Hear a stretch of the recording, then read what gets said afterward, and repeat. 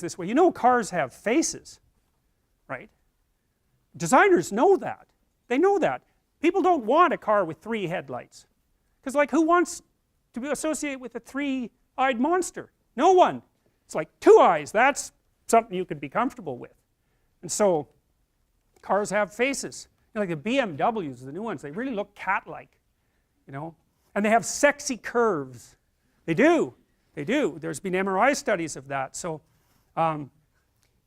if you show men photographs of attractive women looking directly at them, there's a little part of their brain called the nucleus accumbens that lights up. Because to have someone look directly at you, especially if they have like a smile, is interpreted as an invitation to approach.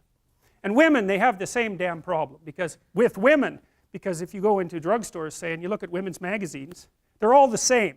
They've all evolved to the same endpoint. They all have an attractive woman on them, all of them.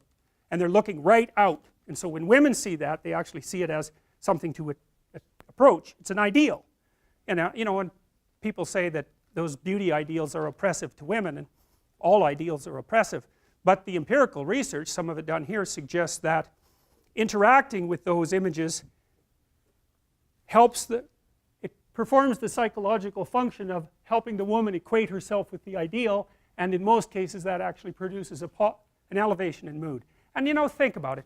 You're really going to go to the magazine store when you're just looking for something to do, and you're going to buy something that makes you feel depressed and oppressed. It's like, no, you're not going to do that. Magazines that do that to you, they will die, because no one will buy them.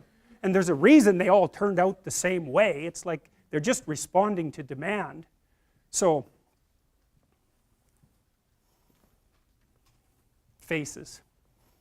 Oh yes, with regards to the sexy curves. So, a woman's picture looking right at a man will produce this activation in the primary reward system. Cocaine produces the same response, and so do sports cars, especially curvy red sports cars. And so that's why you often see an attractive woman sitting on a curvy red sports car in an ad, because it's, you know, if there's an ad for beer on the side, it's like, hey, everything's perfect. So, and you know, those are all primary reward representations, and they produce attraction, because part of positive emotion, the dopaminergically mediated element of positive emotion, is an approach emotion. It's not a satiation, satisfaction emotion. It's, oh good, there's something good here, I can move towards it. And that is what happiness is. That's directly what happiness is. It's not attaining something, because that just puts you in a whole new problem. You got to figure out what to do next.